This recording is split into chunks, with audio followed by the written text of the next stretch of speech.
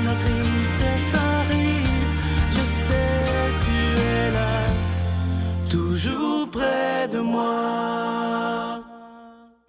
Bonjour, bienvenue à votre émission La Victoire de l'amour. J'espère que vous allez bien ce matin, en cette belle journée du mois de septembre. Aujourd'hui, j'aimerais vous parler de l'Église. Vous savez que depuis quelques semaines, depuis quelques mois, on entend des choses absolument inimaginables, abominables qui se sont passées. Et évidemment que, comme vous, ça me rend triste. Mais il y a une chose très importante. Et je trouve maintenant qu'il faut faire attention à ce qu'on lit dans les journaux, surtout sur Internet, et pas tout prendre pour du cash, comme on dit. Parce que dernièrement, il y a même des gens à l'intérieur de l'Église, on a vu ça à la fin du mois d'août, qui accusent le pape de toutes sortes de choses sans aucune vérification. D'ailleurs, le pape François dit qu'il ne veut même pas commenter ça tellement c'est stupide. Mais on doit comprendre que depuis que le pape François est à la tête de l'Église, il y a une faction, il y a des gens d'extrême droite dans l'Église catholique qui voudraient son départ, qui voudrait qu'il démissionne et qu'il disparaisse à tout jamais parce qu'il le trouve trop ouvert. Alors, c'est ça qu'il faut faire attention. Et c'est triste que ça se passe dans l'Église. Moi, j'ai lu un livre qui s'intitule « François parmi les loups ». Le pape François a à se battre avec la curie romaine. C'est très difficile à changer un système qui est vieux de 2000 ans, mais le pape François se tient debout. Il veut réformer la Banque du Vatican. Ce qu'il a fait en Irlande, où il a, comme chef de l'Église, comme pape, où il a demandé pardon, même en son nom personnel, pour tous les abus qui ont été faits, ça prend une force extraordinaire. Parce qu'il n'était pas pape quand c'est arrivé, toutes ces choses-là. Mais il le prend, il ne se cache pas. Et ça, je trouve ça extraordinaire. Et aujourd'hui, ce que j'aimerais, c'est... Je reçois trop de messages, des fois, ça me fait tellement de la peine. Il y a des gens qui m'envoient des messages en disant « J'ai lu telle chose sur Internet. » Et là, je vais voir, excusez-moi, mais là, c'est des fausses nouvelles parce que c'est pas repris par les grands médias. Faites attention à ce que vous voyez sur Internet comme nouvelles, je vous le dis. Vérifiez toujours si c'est repris, par exemple, au Canada, par le Journal de Montréal, par la presse, par TVA, par des grands médias. Si c'est pas repris, dites-vous qu'il y a quelque chose qui est louche. Alors, au lieu de garrocher des pierres à l'Église présentement, parce que nous sommes aussi l'Église, prenons le temps de prier pour le pape François. Moi, je vous le dis, c'est un homme que j'aime énormément. C'est quelqu'un qui, pour moi, a fait du bien et fait du bien à ma foi, mais il est pape dans une période tellement difficile où tout est en train de sauter, on dirait. Mais nous, comme croyants, restons fidèles d'abord à Jésus. Et comme je vous le dis depuis 23 ans, ne mettons jamais quelqu'un sur un piédestal, mais restons les yeux fixés sur Jésus lui-même, qui, lui, ne nous décevra jamais. Et il ne faut pas que tous ces scandales dans l'Église viennent briser notre foi. Au contraire, il faut dire, Seigneur, c'est en train d'arriver, il y a un ménage qui se fait, et c'est tant mieux. Mais je vous le dis, ne perdez pas la foi en Jésus. Et moi, je vous redis aujourd'hui, malgré tout ce qu'on a pu voir et entendre, je vous redis ma foi en l'Église catholique. Elle est là pour rester. Elle vit des tremblements de terre présentement et c'est un beau ménage qui se fait et je suis content que ce ménage se fasse une fois pour toutes et prions pour le pape François et demandons à Marie de protéger ce pape si bon. Notre Père qui es aux cieux, que ton nom soit sanctifié, que ton règne vienne, que ta volonté soit faite sur la terre comme au ciel. Donne-nous aujourd'hui notre pain de ce jour. Pardonne-nous nos offenses, comme nous pardonnons aussi à ceux qui nous ont offensés. Et ne nous soumets pas à la tentation, mais délivre-nous du mal. Car c'est à toi qu'appartiennent le règne, la puissance et la gloire, pour les siècles des siècles. Amen. La Victoire de l'amour présente Marie, mon secret, icône de la beauté divine. Avec le Père Michel-Marie plongé dans cette véritable retraite spirituelle de plus de 6 heures sur Marie, Mère de Dieu. Et apprenez comment il peut naturellement nous guider vers son Fils. À partir de 49,99, obtenez-le en ligne sur lavictoiredelamour.org en format DVD au 514-523-4433 ou le 1-888-811-92-91. Laissez enfin Marie vous combler de sa grâce. Je suis tellement heureux de vous parler de ce beau cadeau du mois de la Victoire de l'amour pour le mois de septembre. C'est une exclusivité de la Victoire de l'amour. Regardez bien comment il est beau. Ça a été fabriqué au Québec par un artisan qui s'appelle Claude et il a un talent absolument extraordinaire pour nous dessiner des bijoux exclusif à la Victoire de l'amour que vous ne retrouverez jamais en magasin. Alors, c'est le pendentif de la création. Il est plaqué or et déjà béni. Je vous rappelle que vous le recevrez avec un don de 25 $ et si vous en voulez deux, avec un don de 40 $. Je vous donne l'adresse. La Victoire de l'amour, casier postal 120, succursale Boucherville à Boucherville, le J4B 5E6. Je vous la redonne. La Victoire de l'amour, casier postal 120, succursale Boucherville à Boucherville, le J4B 5E6. Également par téléphone, par carte de crédit du lundi au vendredi de 8h30 à 16h30 dans le 514-523-4433, 523-4433 ou sans frais le 1-888-811-9291, 1-888-811-9291 et aussi sur notre site Internet, le www.lavictoiredelamour.org.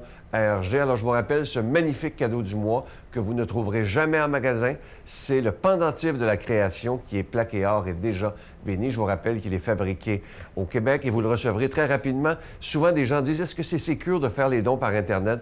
Notre site Internet, il est sécurisé. Alors, il n'y a aucun problème et vous recevez évidemment votre cadeau très rapidement. Je veux vous remercier de tout cœur de votre grande générosité et merci de porter la victoire d'amour dans votre prière.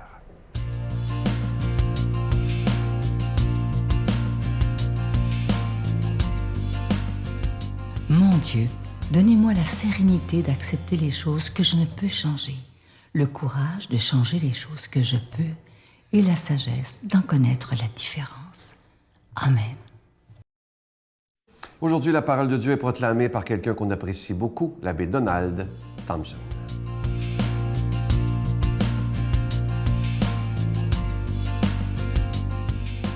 Bon matin, déjà le début de septembre, l'automne qui est à notre porte. Aujourd'hui, c'est l'Évangile selon saint Luc, chapitre 6, versets 6 à 11. Un jour de sabbat, Jésus est entré dans la synagogue et enseignait. Il y avait là un homme dont la main droite était desséchée. Les scribes et les pharisiens observaient Jésus pour voir s'il ferait une guérison le jour du sabbat.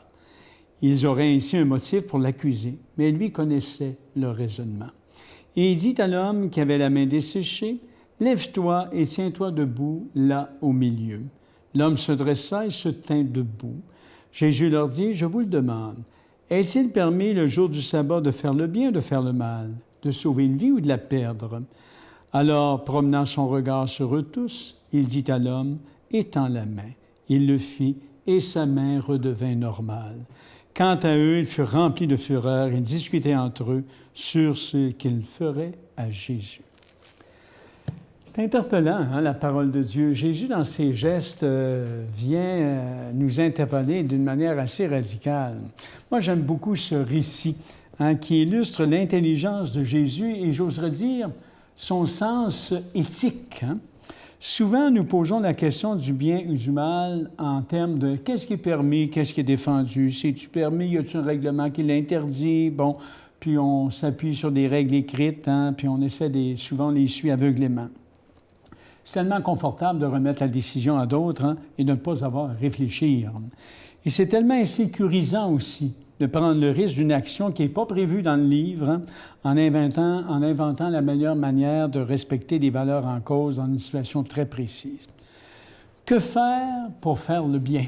Voilà la question. Jésus donne une réponse claire. Se préoccuper de la personne humaine souffrante et pas d'abord du règlement ou de la tradition. Vous savez, les scribes et les pharisiens sont des adorateurs de la règle du sabbat, qui est le samedi dans le monde juif, bien plus que d'être des adorateurs de Dieu.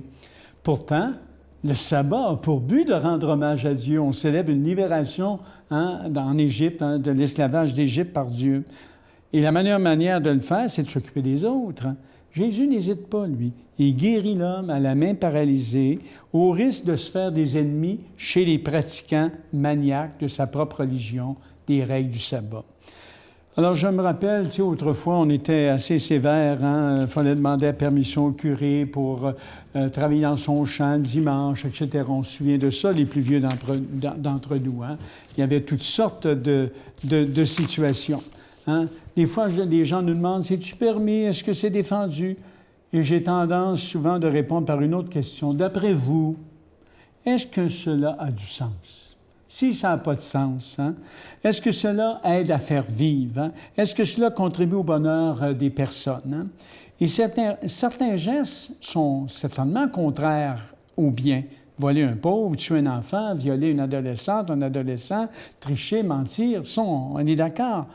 Et tout cela a été bien identifié aussi dans les commandements, comme la base élémentaire de la vie en société. Mais nous nous sommes donné souvent tant de règlements, de conventions collectives, de législations épaisses, de codes de toutes sortes qui réglementent le détail de nos vies. Et parfois, les lois ne sont pas ajustées à la vraie vie. Hein? On le voit ici dans l'Évangile. Hein?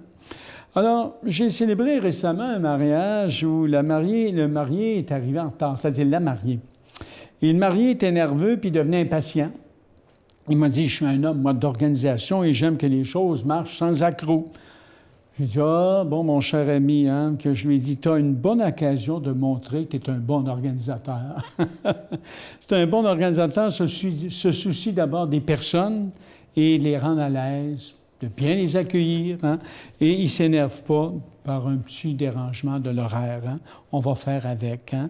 C'est comme on dit, il ne s'énerve pas pour un pli dans son pantalon, hein, pour un accroc dans la lecture des formules officielles. L'essentiel, c'est quoi? C'est d'être là avec tout son cœur et de vivre intensément. J'avais dit ça, on va essayer de vivre intensément ce sacrement aujourd'hui de l'amour infini de Dieu pour toi et ta conjointe. La vie. Hein? Pas des formules, pas des règles. D'ailleurs, comme je l'ai fait remarquer aux participants du mariage, le temps n'a pas d'importance quand on vit une célébration intense et unique dans l'histoire de deux vies. Finalement, c'était pas grave. Hein? Alors, Jésus nous invite à une grande souplesse hein, dans notre manière de suivre les règles et surtout de forcer les autres à s'y soumettre. Qu'est-ce qui compte, surtout pour des règlements qui n'ont pas de conséquences majeures? Hein? D'abord, le bonheur des autres, comme le dit Jésus, hein? Dans son cas, de sauver une vie, de donner du sens à la vie pesante, hein? De la souplesse dans nos horaires quand quelqu'un est en difficulté, qui a besoin de notre aide. Hein? C'est pas du 9 à 5, hein? Pas selon les règles d'une convention collective. Hein? D'être capable de négocier intelligemment une règle ou une tradition pour venir en aide à quelqu'un, c'est ça, se rapprocher du royaume et vivre selon l'esprit de liberté hein, que nous donne Jésus.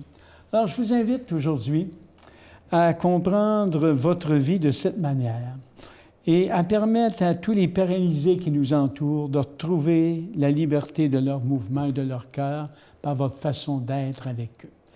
Alors, c'est la grâce que je vous souhaite. Hein? Et je demande au Dieu de la vie qu'il vous bénisse, le Père, le Fils et l'Esprit Saint.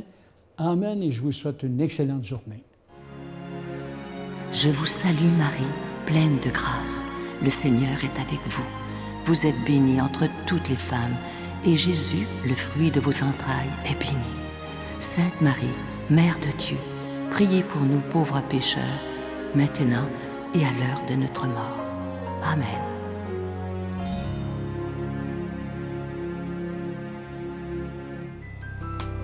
La Victoire de l'amour vous invite à venir vivre des moments inoubliables en Italie en compagnie du père Michel-Marie, Miguel Padilla, Brigitte Bédard et la participation occasionnelle de Sylvain Charon.